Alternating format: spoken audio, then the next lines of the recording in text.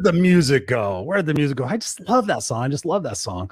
What's up, ladies and gentlemen, boys and girls? It is Friday night, 5 p.m. Pacific Standard Time, 8 p.m. Eastern Standard Time. Your place for the Unfiltered experience, where we have unfiltered conversations designed to help you change your perspective about your situation now and take action on creating the ultimate person that you want to be in your life. I'm Christopher Rausch. I am Scott Goyette. Scott Goyette.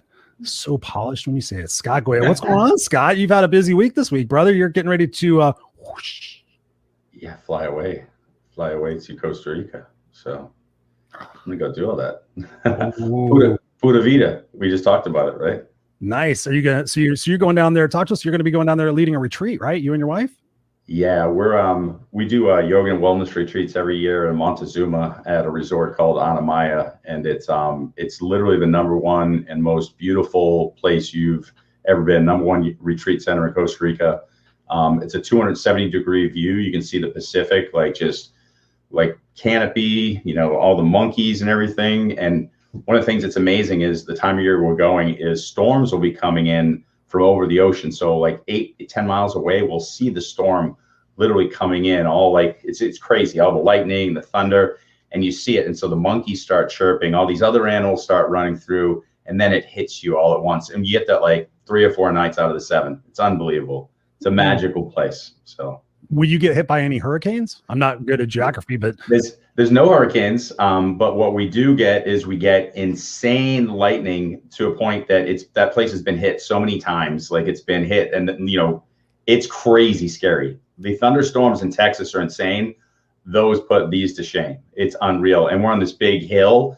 So there's 2 things you will get. You get earthquakes and you get insane thunderstorms. But I haven't seen like a tornado, monsoon. I don't know. We're okay. Well, I'm still here. I've been doing this for 10 years and I'm still alive. So it's okay. You just get a rope and hang it to a tree, right? There you go. That shit scares me. All those storms that are happening and all the hurricanes. No, thank you. People give me shit about being here in California. Like, well, you're gonna have an earthquake. I'm like, well, so far in 52 years, I haven't had a big one yet. So maybe I might skate out of here without having the big one. Leave it all to you people. I don't know. And if we have the big one, we'll figure it all out. But yeah, I'm excited for you. I'm excited for you guys to go out there and have a good time and inspire some people and go out there and change the world. I mean, that's what we're all talking about. And speaking of changing the world, our guest tonight, I've done a little preliminary research on her, and I know you definitely know her, and I'm super excited to dive into this conversation. So without any further ado, please introduce our guest. Yeah, so in the world of coaching, speaking, podcasting, which you and I are, deep diving into every single day, this is a woman who is head and shoulders above many. And she's a CEO, she's a podcast host, she's a speaker, and she's an extremely amazing researcher. When she leans into something, she makes sure that she's going to become an expert on it. Let's welcome Genein Letford. Genein, welcome to the Unfiltered experience. What's going on? Thank you so much. Excited to be here. I was like, I made it. I made it to the top. I'm on the Unfiltered experience. Yes. I love it. Where anything can go. How are you doing tonight? Good. This is my life's work, so I'm excited to share it with you. And you guys are truly creative thinkers, so I'm really looking forward to seeing where this is going to take me. Awesome. Well, fasten your seatbelts because Scott asked some pretty awesome questions. So I'm going to let Scott lead off the conversation. So I'm going to ask a question. How did 2020 treat you? As I know you wear a lot of hats, but let's start with that speaking hat. You're coming into 2020, I'm sure, like me and like the rest of the speakers, in March, you've got some speeches booked out. You've got this vision of what the next few months, the next year, the next 2 years are going to look like. Bam, complete shift. What did that look like for you? And what did you do to pivot? Because we've all had to pivot in some capacity. What did you do to pivot in that moment? And let's go from there.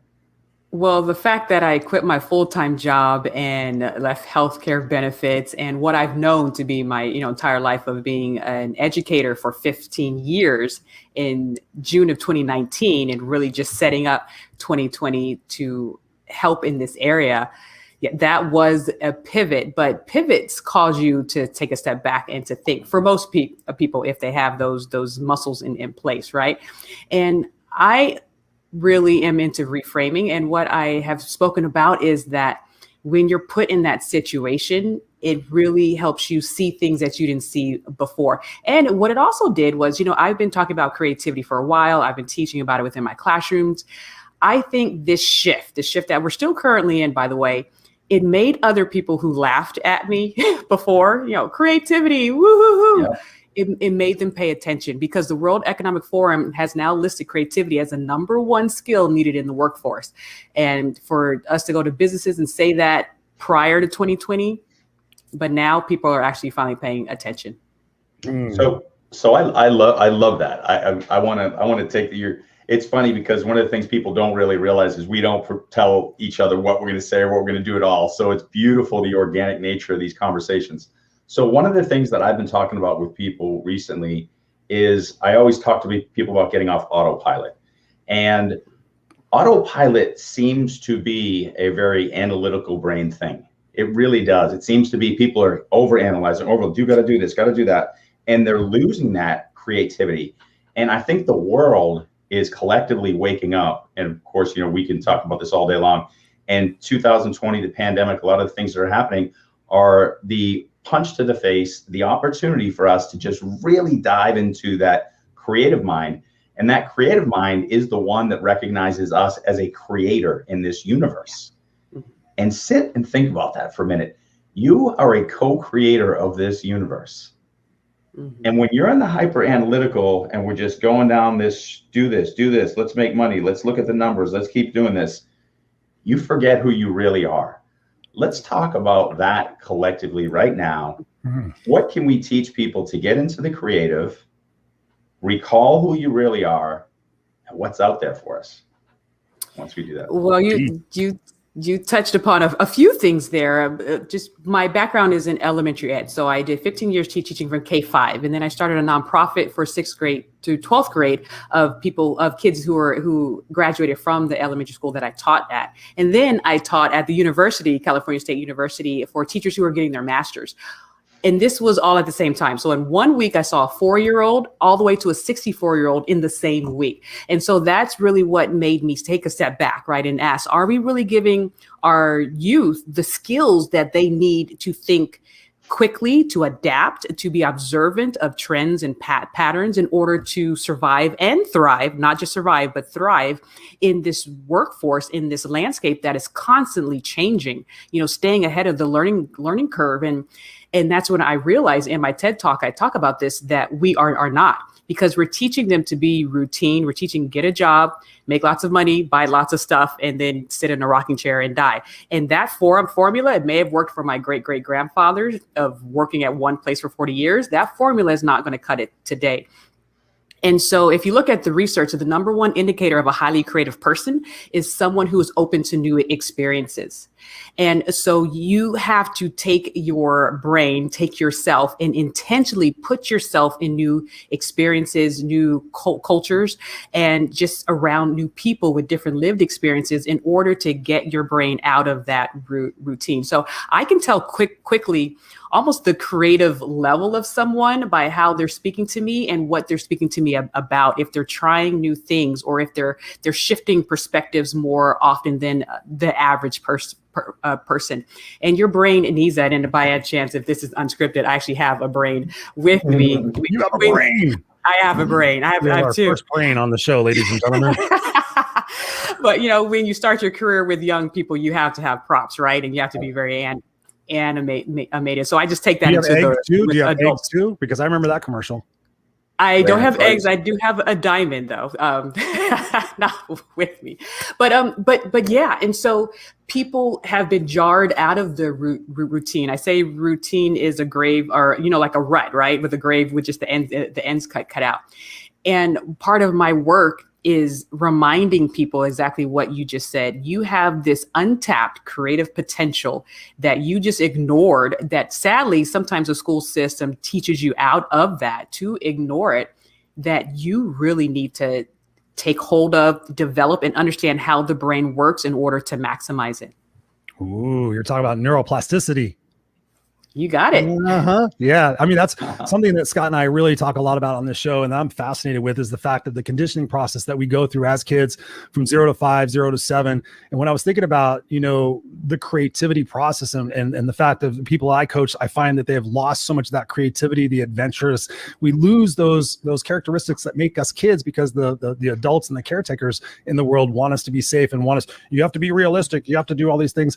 Talk to us about getting back to that playfulness and getting back to that childlike experience and being able to rewrite some of those memories. Like you talk about perspectives. How can we shift the perspectives of some of those situations that maybe stifled our creativity? Maybe we wanted to be a singer and they said, oh, you suck, you have a bad voice. And we, from that point on, said, okay, I've got a bad voice, or you're never going to be a magician. You always suck. Talk to us about how we can reframe some of those perspectives on that so that we can become more creative. Sure. Well, first of all, I want to make sure we're working with the same definition. A lot of people solely equate creativity with artistry, and artistry is a subset of creativity, and that's very important. But there's, like you said, there's a lot of people walking around saying they're not creative because they can't sing like Whitney Houston or they can't dance like Justin Timberlake. So I really want to make sure we're clear on the definition there. Creativity, Great. And I'm putting out a new definition.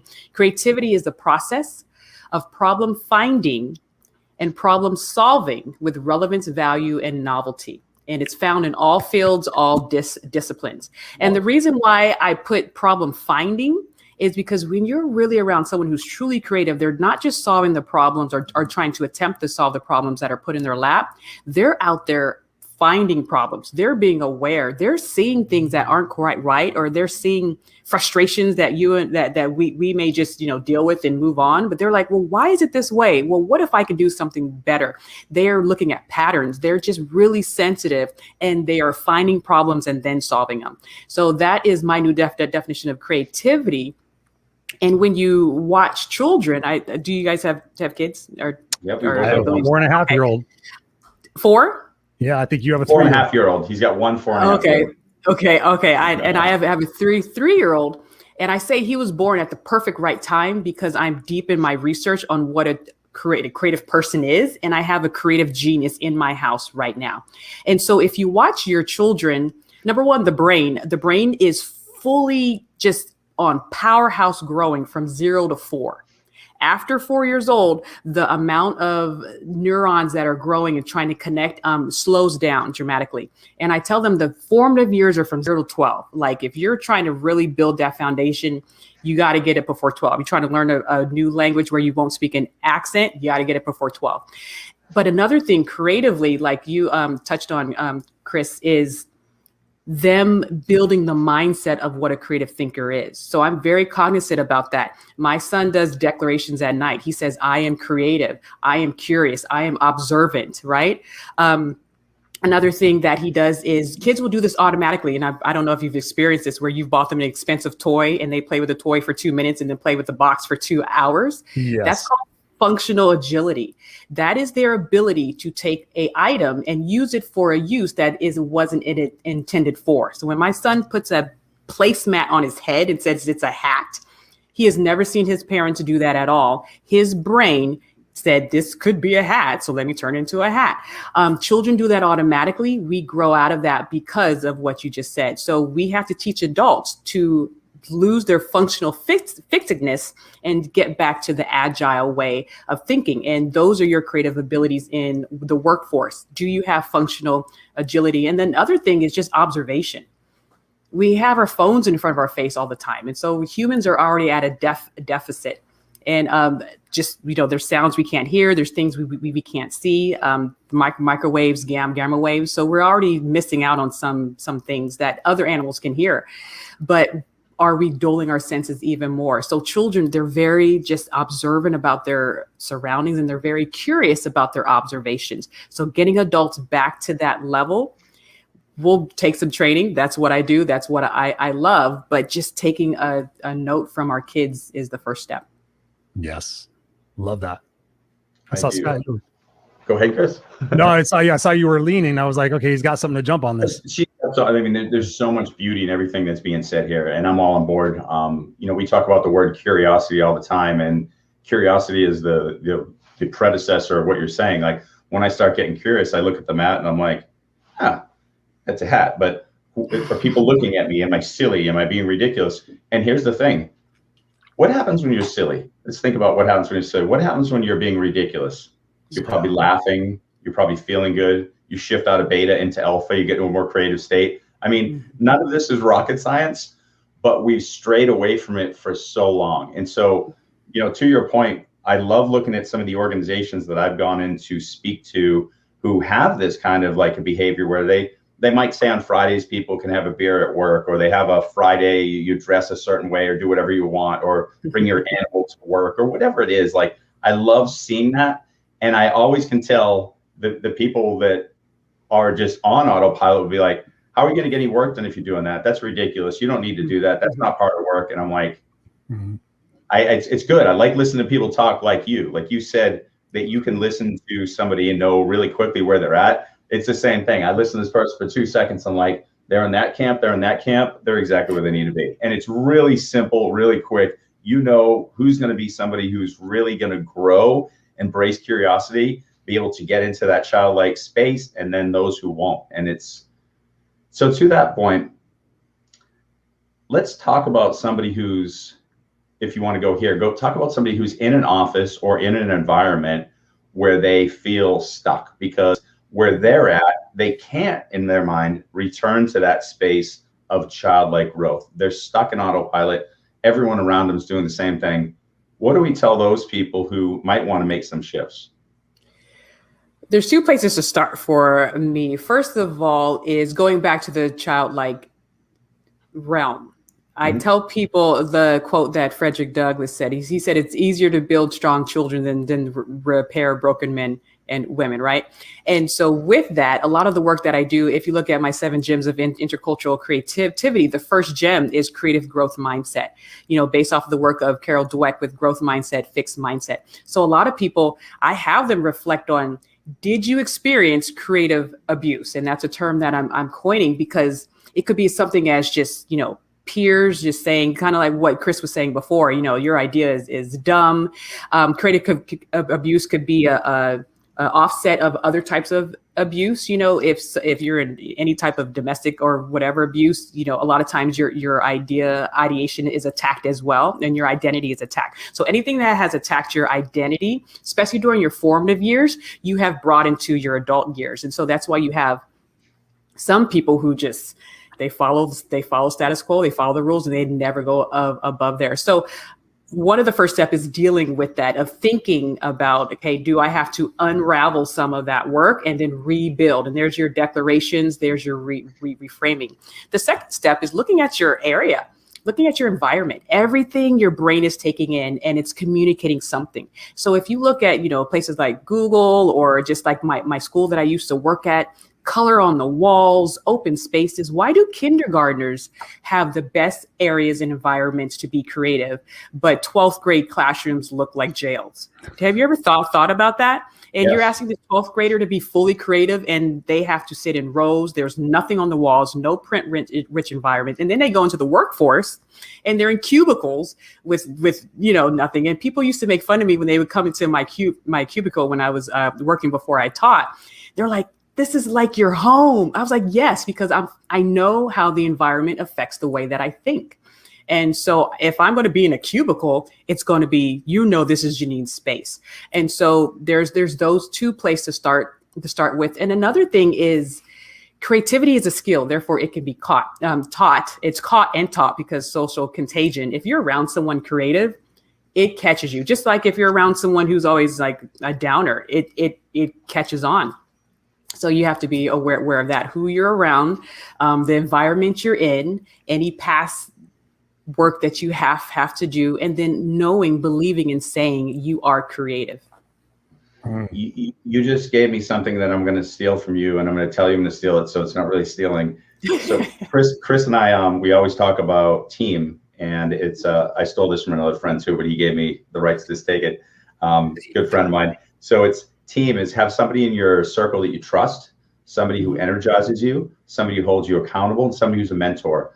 We're going to have to start calling it C team, because we're going to have a creator in there, because they can, you just, when you said that resonated so loud and clear that you have to have somebody who's intentionally creative in that group. And the reason being is you could have that team, like, yeah, this is why I love these conversations.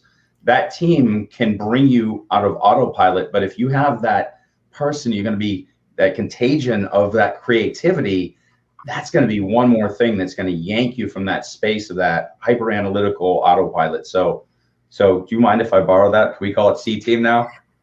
Everything I have is the world. So it's almost like the A team, right? But it's the C team. The C team. And you know what's funny about the C team too? People are they're gonna love that, because they're like, wait, I thought we're supposed to get A's. We're like, no, we want, instead of an A, we don't want autopilot. We want creativity. So I'm gonna tell Randy, it's Randy Pierce, by the way. Randy is gonna have to add C to the C team, and we're gonna all start using it. So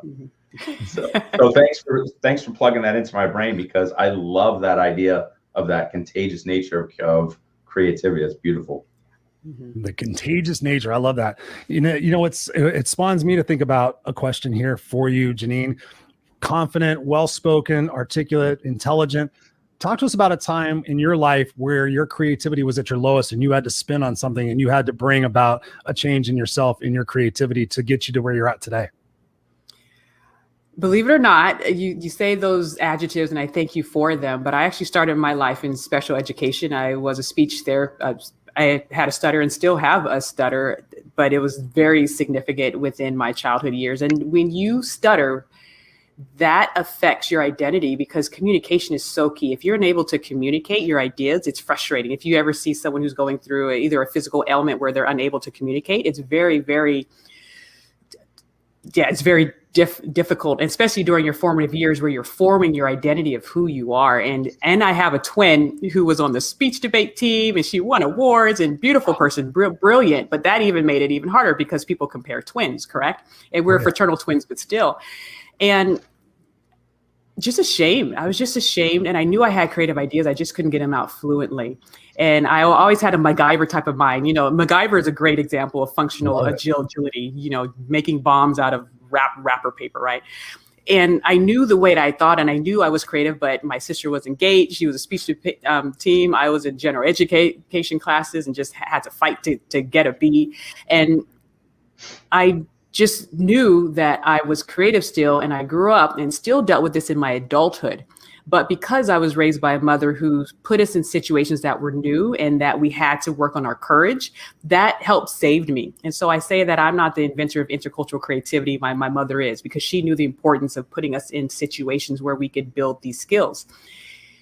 But walking on that TEDx stage, that was it. And I think the pivoting moment of my mind shift was, first of all, reading a book called Stutter Boy. And I realized that my journey wasn't alone, knowing that other people have gone through this and still have contributed well. So that was a huge thing, finding other people who are dealing with what you're dealing with and they're successful. So that helps you build your identity. But shifting the focus off of me and saying, my message is key, and there's other people who need to hear what I have to say. So even if I stutter saying it, I still have to work hard. And of course I did the work. I joined a Toastmasters. I practiced for my speeches, and I do a lot of mechanisms internally that you're not even seeing now that helps me speak more fluently and not stutter as much. But yeah, once I put the focus off of me and I said, there's students out there, there's people who need to hear what I have to say, that helped me go from the speech therapy room to the TEDx stage, and now a global speaker now, because people need to hear this message. And you couldn't have articulated that better. And the reason being is what you just said is probably the most important nugget of, there might be more, but I'm going to say that's probably the most important nugget of this whole show, because every single person has some part of their brilliance that they need to share with the world. That's why they're here. And if they allow the way they look or their financial situation or the way they communicate verbally to hold them back, you just said it. That's something that individual is allowing. God, creator, universe, has literally given you some brilliance and said, share this with the world. Now, we're told we have to be type A and all in people's face and super articulate and like this or whatever. And I always have the introverts in my class say stuff like, well, I'm not like you, I can't do that. And I say, well, what can you do? And they're like, I'm a good writer. I'm like, then write it. then share it. There's a million ways you can take what's in here in your heart and in your mind and deliver it. But do not ever believe that what you have inside is not worth it because one of the vehicles isn't working as well as you would like. And the fact that you overcome it. And I mean, one of the things that I think is incredible about Joe Biden, and I know you must feel the same way, is the fact that he'll go out there. Do you know how hard it must be for somebody who has stuttered? Of course you do. That he's speaking in a debate against a person who's insanely arrogant, who's ramming stuff. I can't imagine the stress on him dealing with that. I literally can't even imagine the stress. So whether you like his politics or not, the fact that he's able to sit there, compose, and share what's in here and in here, it blows my mind. Like, that impresses me. I can watch that all day long. The underdog get their words out. So thank you for overcoming that. Thank you for inspiring others, because that's badass, period. And everyone has that in them. So thank you. Yeah. And there's a great point there. Someone asked me, which is a pivotal question as well, is if you had your choice, would you rather been born without a stutter? And that made me stop and think. Of course, your initial answer is, yeah, sure. But would I be the woman I am today if I didn't have that mountain to climb? And, and I'm not, fully cured. And I believe stuttering is a part of my identity. And there's people who are doing great things who are still stuttering through it. But it was just that reframing. Like, my stuttering helped me be stronger. And to the other point you made, I want to talk about is the uniqueness part, where you said every person has that position or that element within them to shine. Mm-hmm. Our logo is the diamond for our company at Cafe Strategies. And I chose that for a reason. Number one, metaphorically, you can teach so many lessons on just how diamonds are made and the pressure, the heat, right? But diamonds look not like diamonds when you find them in the raw, correct? Mm-hmm. Some people have even walked past them, not even thinking that they're anything. And there's a lot of people who are getting walked past who are beautiful diamonds, and they are just not understanding that, you have to do a little work just buffing you off and cutting you. And if you actually do the research on a diamond, it's the cut. People think it's the carat that is the most important element. It's not the carat, it's the cut. Mm-hmm. And so these life experiences have given me my cuts, my stuttering, just, dealing with school and trying to, just all of the life experiences give you those cuts. Having good coaching gives you the cuts. And another element of the diamond is there's dark spots within the diamond. I don't know if you have one. I got one. Hey, he put a ring on it. Yeah, my wife, I get it in here. And there's dark parts of diamonds as well, but the dark parts are there so the bright parts could shine even brighter.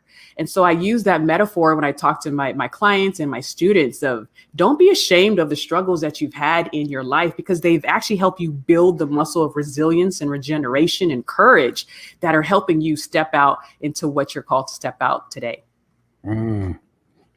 Dropping gems. I want to talk about something that's important to a lot of people that tune into the show and thinking about something that I was on a path before.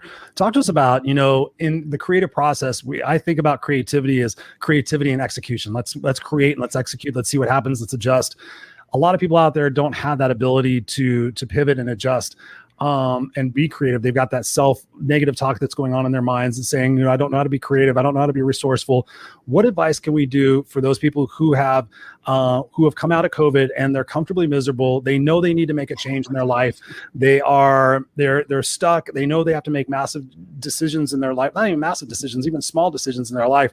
What's that creative process look for somebody who has been so mired down in the opinions and beliefs of everybody else? Where do they start getting creative? Like, if they want to start branding themselves, or they want to start discovering just even who they are, what is a process for? I think it all begins with the core right there. How do we discover who we are in that creative process to really find out what it is that we're supposed to be doing the most?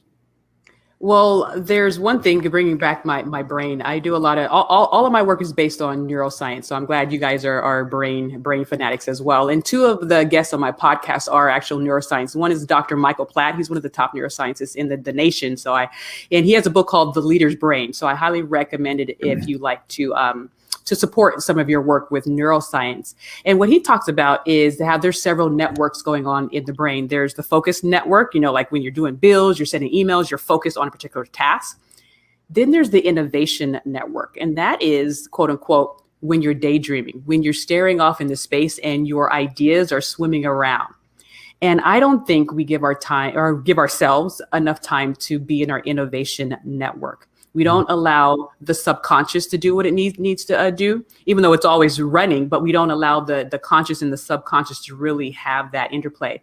You might get it when you're dreaming and I know you understand the different frequencies, but I highly recommend people to have their downtime. You're not wasting time. Like sleep is not a waste of time. It's crucial for you, and downtime. And so my 3-year-old son would sometimes kind of just go off and stare, and I would kind of get him back. Sean, come back to me.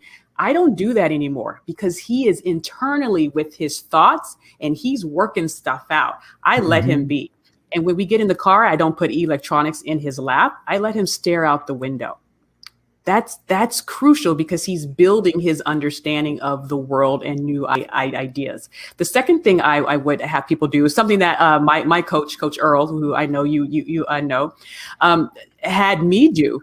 And I believe people should do it earlier in life. And I have my students do who are coming out of high school. I look over what I have done with a critical eye and really assess the value to it.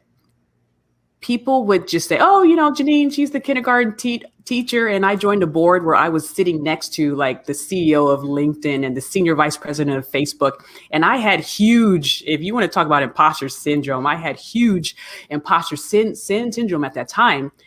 But I wasn't taking in account who am I? What have I done? And what have I contributed? I have taught all these kids. I have written for articles. I published my first book about me coming out of $100,000 worth of debt because of the lack of financial literacy in K-12.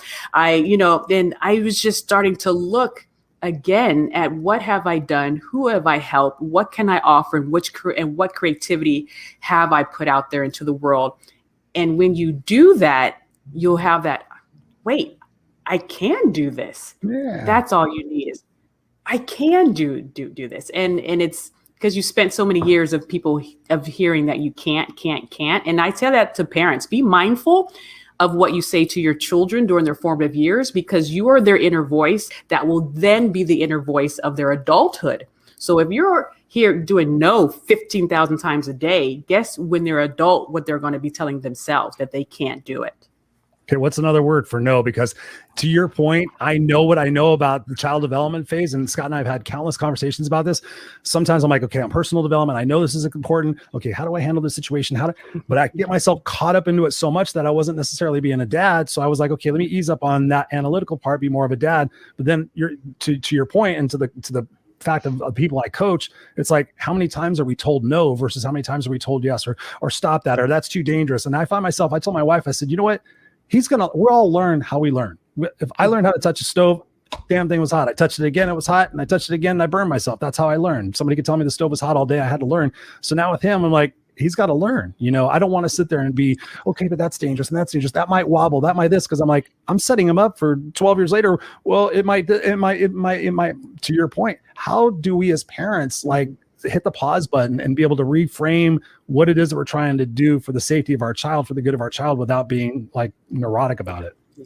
And that's a great question. And when my book comes out, Christopher, I'm going to send you one signed. Well, both of you, because I believe parents and educators, people in authority positions over children, we have to get some more information, especially as MRI and brain science is telling us a lot more than it did 20 years ago. When I was at UCLA in 1997, I was that subject, doing MRI, tests just because they needed a person. But now it's gone so much deeper.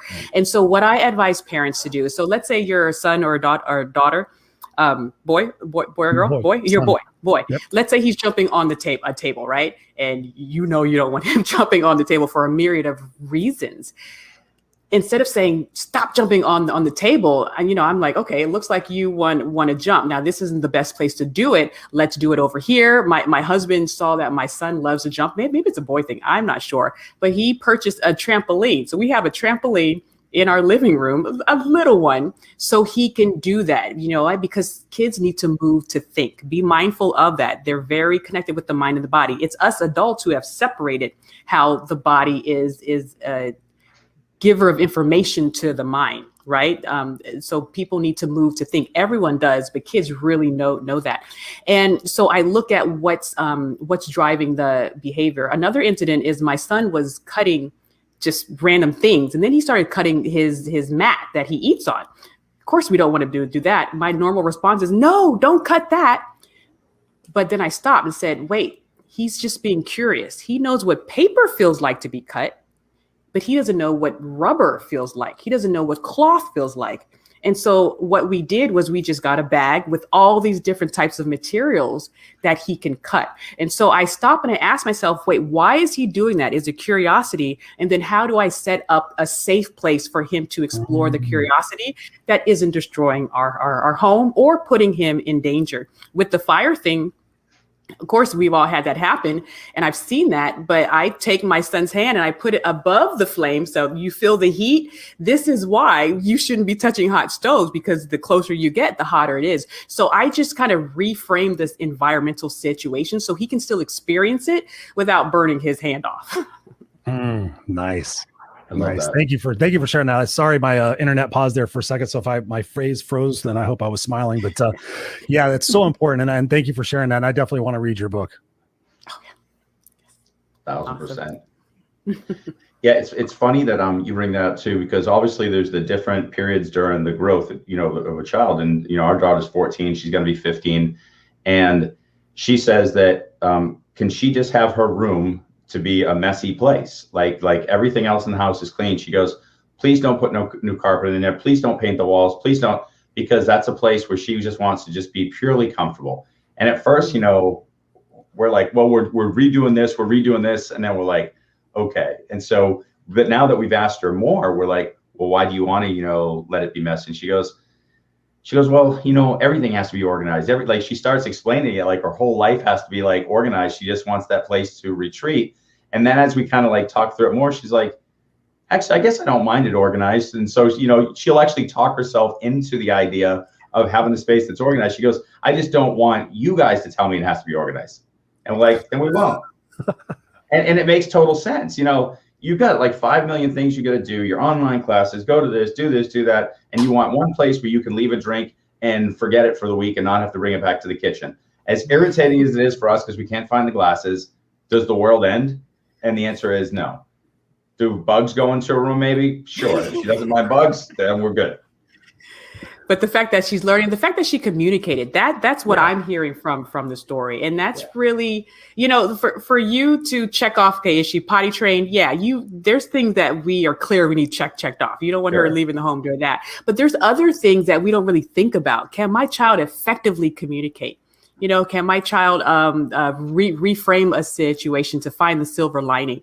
And there's things that they need to know how to do that us as parents aren't clear on, like we are potty training, dress yourself, brush your teeth, and so that's what I hear from that you and your wife gave her the space to have that self-discovery, and that is key. Yeah, and we given a lot of space while at the same time been on top of each other's laps, because of course with COVID and the year before we traveled around the world together, so we were in apartments or small places. So one funny story, you'll get a kick out of this, actually. There was a time where we did get in one of those momentary arguments, and she goes, I'm out of here. And she literally walked to the other side of the room and sat in the corner, and she was 15 feet away, and we all just broke down laughing. And she just looks back and she's like, And we were all kind of if you want to go out in the hall, you can. You don't have to stand right there. But it was so funny because we're working through stuff, and usually you have a space you can go to the other side of the house. We were at the time in a hotel room, and she's kind of stuck. And so you can go out in the hall if you need to. So, but it was cute. Yeah. That's awesome. But another thing I'll say for parents to do is a lot of times we don't want to show conflict in front of our kids if the mom and dad has a conflict going on. And of course, there's no domestic abuse. I'm not saying that or anything, but kids need to see conflict and see you resolve conflict. How else are they going to learn that? So I think parents should be aware of which ones to do, in front of the conversations to have in front of them, and the conversations that you will probably need to have behind closed doors. But it's these adult, these lifer elements that they're not getting. And then we send them off to college without these skills. And so the fact that, traveling is great, by the way. They say some about someone's personality if you could see how they deal with tangled Christmas lights, and if you could travel with them and how they deal with lost luggage. That's how you truly know the essence of a person's character. Buy new stuff. Lights, I'm gonna go buy new stuff. Luggage, new stuff. I'm good. That's interesting. I have to remember the Christmas lights thing. Yeah. No, I mean, it's so true. It's funny what you mentioned about that. But I want to shift gears, going from kids and going back to our original conversation about COVID in the workplace and thinking about creativity. One of the things that I was passionate about as a speaker for many, many years was the multi. I'm just going to draw the blank on it. The generational differences in the workplace. So you have baby boomers, Gen Xers, Gen Ys, Gen Zs. We have all the different generations. They're all returning to the workplace right now. Leadership is all focused on metrics and making up the lost profits and everything. And you're talking about we need to shift. We need creativity more than ever. What do the leaders of today need to really implement and go back to work with in order to take their organization to the next level and not become another Blockbuster or a Toys R Us or a Sears and be left in the waste? What do these leaders need to do right now to get their teams excitement and get their creativity going to march themselves into the future of success? There's a huge shift in leadership right now, and I'm so glad you brought that up. There's a McKinsey study that showed how there's 4 types of leadership from their study, like the authoritative, which is, do as I say and just do your job description and nothing else. There's consultative, the consulting. There's supportive, and then there's challenging. And you can't, challenging is where you want to be, almost like the 4 stages of psychological safety, right? That contributor stage, that creative stage. People are not going to give you that creative stage, their creative best, if there is not psychological safety there and there's not that supportive, consultative leadership structure in place. And so you're in this next decade, I promise you're going to see a shift in training and leadership, because they're seeing how situational humility, ego and creativity can't really survive, or getting the creativity from your team members if you have someone who's fully on their ego as a leader. So that humility training is there, situational humility training there. Cultural competence is, the work that I do, that intercultural creativity aspect, your ability to perspective shift. And on my podcast, when you hear Dr. Platt, he says the higher you go in the organization as far as position, the less your ability to perspective shift is, because you don't have to. People are busy shifting their perspective to you. And so leaders, C-suite and the managerial leadership, they are the middle managers, they have to work even harder to get the perspective. And I love this story that I heard from a podcast. I forgot his full name, but he is now the CEO of $1 billion company. But he said all throughout his career, he made sure when they had the dinner parties and the work events, he sat with the onboarding team. He sat with the janitorial staff. He sat with the secretaries. I don't need to sit with C-suite. I know what you're thinking. I'm with you all the time. I need to touch all the elements of my company to see what are people experiencing, how can I help, or what are the processes, how can we be better. And then the last point I want to mark on is something that Nilüfer Merchant calls the onlyness of you. And she's from the Harvard Business Review.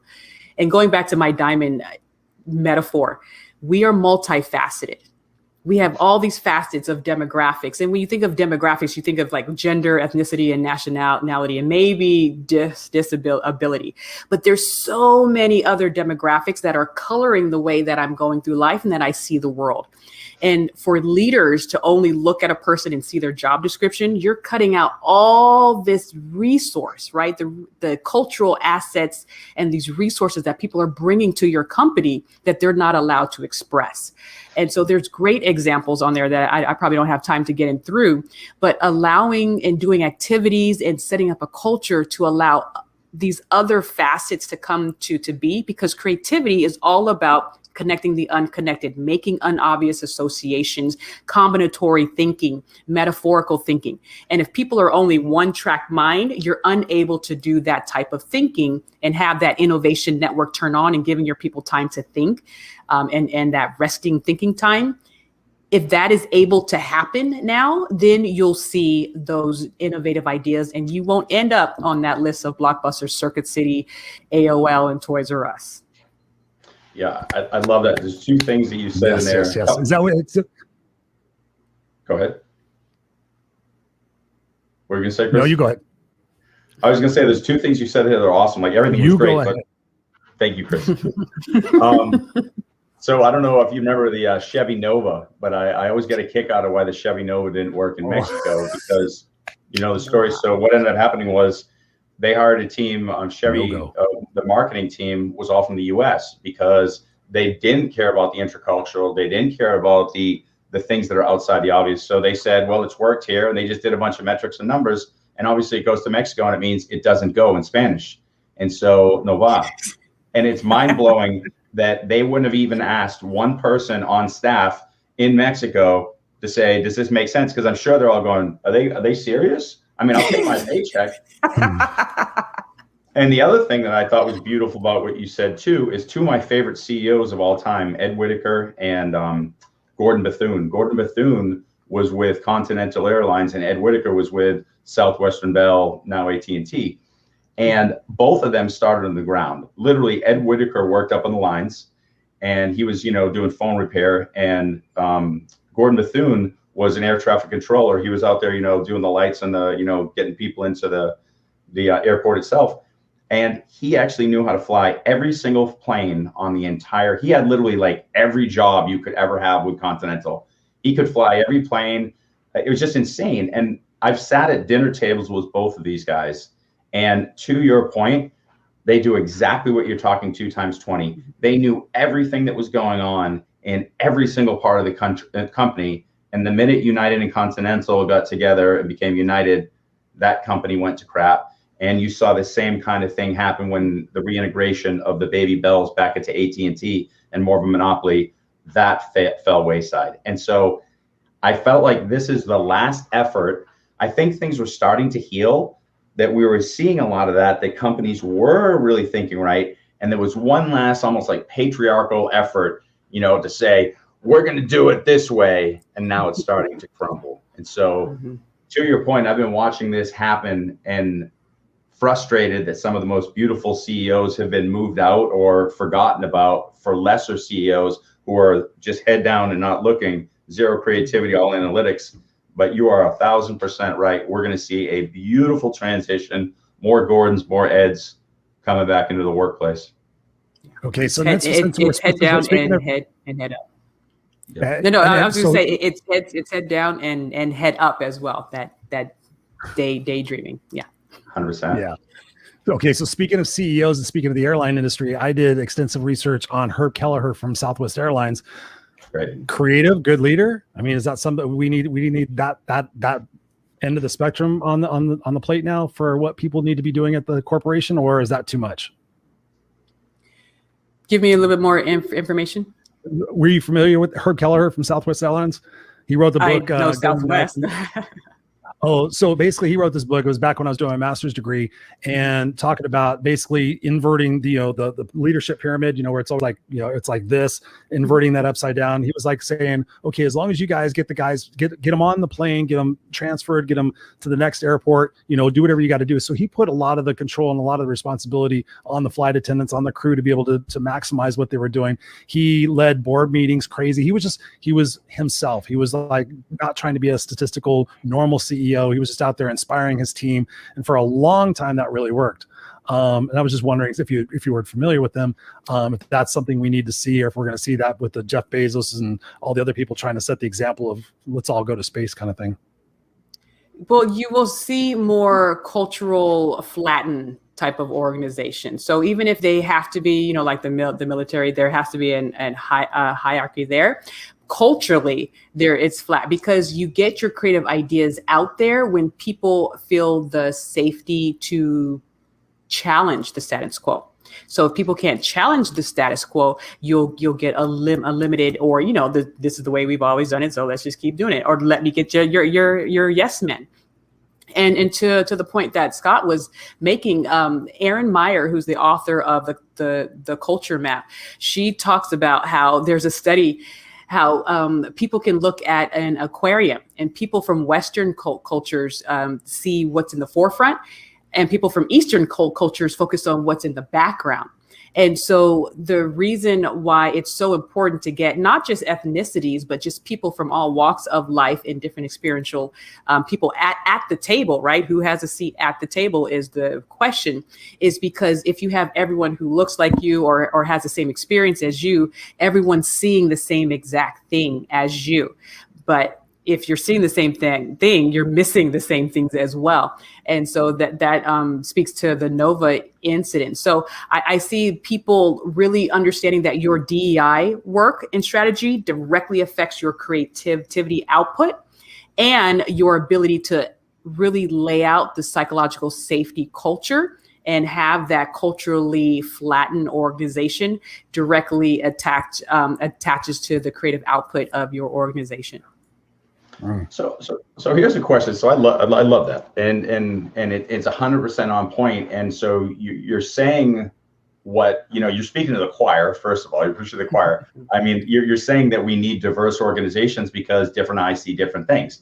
It sounds so simple, but let's be honest now. Let's step outside a little bit. I live in Texas. You know, we still, you know, have deep truth to that good old boy network here. You know, I'm a white male and I walk in a sales role. You know, someone's going to hire me, trust me, because they're going to look at where you went to school, what degrees you got, who you know, and they assume that that's intellect, and intellect supersedes everything in their eyes, what they define as that. But here's the simple reality. Just because I studied something, just because I took this course, just because doesn't mean anything. Anybody could do that. Your point of what I can see beyond what's here, or what am I bringing to the table? It could be travel, could be certain cultural shift. Like you said, you know, an Asian country that I'm looking from the back. I never knew that. Like as you're saying, I'm like, wow, that's interesting.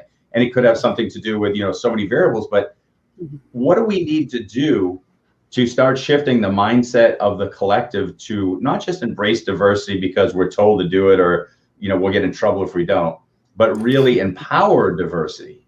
Because here's the truth, right? If somebody still says that we have equity in education in Austin, Texas, and of course it's everywhere around the country, I'm just using Austin because I'm sitting here, that's the biggest load of crap on the face of the earth. Because to your point, the sterile nature of a 12th grade classroom, well, it's even worse when we go east of 35. I'm literally in a 4th, 5th, 6th grade classroom, and I feel like I'm in prison. And then I go to the other side of town, there's all the colors and everything else. Why is that? They might both have gotten the same funding, but all the moms and dads here have plenty of money to paint the walls and donate this and donate that, and they're not getting that. And then we're saying, what's wrong with those people? And so to the point, at what point, what do we need to do for the collective? Because you've probably looked at some of my posts. This drives me nuts. At what point can't we just say, if there's different minds that think differently, let's empower the crap out of all of them, so collectively our brilliance is exponential? Why is that so hard for us to see universally? What little steps can we take as individuals to get to that space? Does that make sense? Well, it does. It makes a lot of sense. That's a Pulitzer Prize winning answer, by the way. Okay, let's see. Now, well, here's what I have, and here's what I contribute, and here's what my work actually attests to. And by the way, I will be in Texas speaking at the RTM event to probably 70 or 80 superintendents from around the nation. So I will be saying this as well. First of all, same thing as in the workforce, change comes from the top. And I always make the joke that LAUSD is like the Titanic. Like, we see the iceberg, but we're just too big to move, you know, and we're going to hit it. We have to move. We have to shift, because our children will not have a fighting chance. And this is the workforce of, 10 years, 20 years from now. And so leadership change comes from the top. If the superintendents make sure that the east side and the west side has print-rich classrooms from K to 12, then hopefully that will and as opposed to one teacher here knowing it's important, but the rest over there don't, and that they have the support that they need. The other thing is what my work talks about, intercultural competence, and that is your ability to see difference. So you're not colorblind, you're color aware, and you're color celebratory. You are celebrating the distinctions, right? What Coach Earl says, not differences, but the distinctions of people. And something I call unified diversity. Yes, you and I are different, but we can be unified in our causes and use our distinctions to help each other be better. There's the places that I'm strong at that you're weak, and there's places that you're strong at that I'm probably weak. So how do we find those out and then move this message out together? And so intercultural competence allows you to see complexity within people and their experiences and to adapt behavior. And so we need to do a better job integrating this type of skill set into the curriculum. So when these children come out as adults, they're already interculturally adaptive. They can really deal with bias. They understand how their brain works with bias, and they understand that they need to get in different situations to have exposure. It's hard to work with someone. It's hard to teach someone who you don't know or who you don't like because of a stereotype you were exposed to over and over and over again because of a certain media commercial or what have you. So making sure people are aware of that earlier on, so it becomes a part of their thinking, that they're interculturally competent and they're creative and that they could create together. So they're interculturally creative together. I like it. I have to ask a favor, Genein. Will you come back on our show? Always. It's a pleasure to just.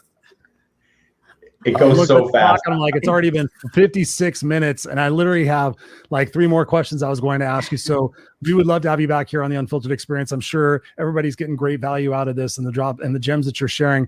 I want to make sure, where can people get a hold of you and continue the conversation with you?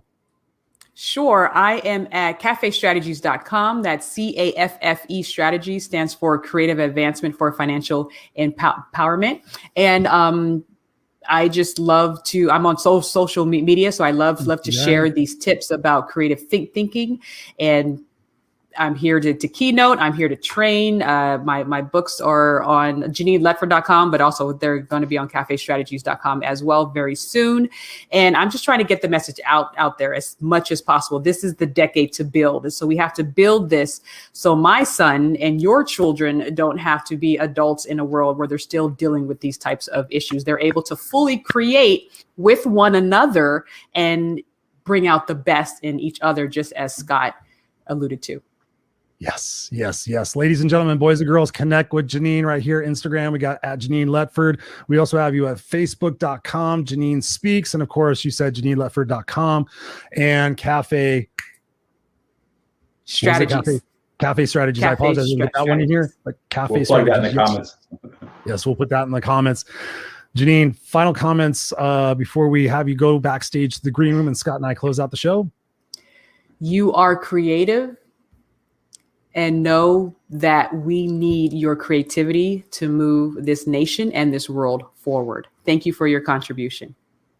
You are awesome. Ladies and gentlemen, Genein Letford, we're going to place you back in the green room. Scott and I are going to say something and talk about and close out the show, say some nice things about you. We'll be right there. Don't go anywhere.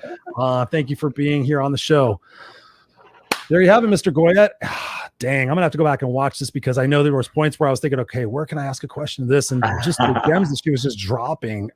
Thank you for bringing her to the show, man. I mean, just an incredible powerhouse. What was the main thing that you got out of what she was saying aside from the creativity, which we know about? So, to her point, she sat in the space of education and, from the beginning stages of it all the way up through the college level. So she's seen all parts of it. And I've been blessed to, do some of the same things. And that perspective understanding really shows us that people are being trained to stay on autopilot and they're receiving that. And so I would go back to the things, if you're going to listen to this again, I would go back to where she's talking about her own son. And I think that we need to go back and talk in depth about that, because I guarantee you, between just talking about our 3 children, all the things that we've done incorrectly and then reframed and fixed, if somebody even did 50%, I don't want to say better, more 50% more effective in our parenting style to get kids to be more creative and not so much hyper analytical and on autopilot, this world would change in a moment. Now, the hardest part, to her point, is, and I forget who she said it, quoted it, but the point is for us to go back and make the shifts versus teach them up front. It's much, much easier to teach it up front. But if we're not collectively supporting the education system early on, it's not going to work. So my thing is really think about how you're taking care of your kid and reframing things and getting rid of those no's. I think that's the most important thing she said. Awesome. And by the way, Karnak says it was Frederick Douglass that made the quote. That's what it was. Thank you. It just came to me. Yes. No, I was forgetting about Frederick. Never mind. I was going to make a stupid political comment. She probably knows exactly where I'm going with this, but never mind. You keep going. Sorry. Yeah. No, I love what you said about that. But I love the overarching message of, limitations and beliefs and being able to recognize that we each all have the power within us to sit there and say, okay, if I have something that's potentially holding me back or setting me back from where it is that I need to go.